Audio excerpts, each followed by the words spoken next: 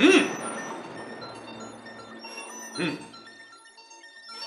हम्म missile खिला में कैसे फट गया प्रोफेसर, कैसे फट गया?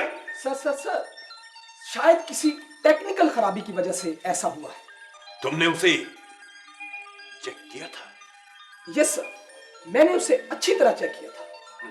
शायद मौसम की खराबी की वजह से मिसाइल किसी और सैयारे से जा टकराया। ऐसा नहीं हो सकता, ऐसा नहीं हो सकता प्रोफेसर। बॉस, मुझे साजिश की बू आ रही है। हाँ, साजिश साजिश। हम्म ऐसा हो सकता है प्रोफेसर। Yes sir. फौरी तौर पर एक नया मिसाइल तैयार करो। सर आप बेफिक्र रहें। और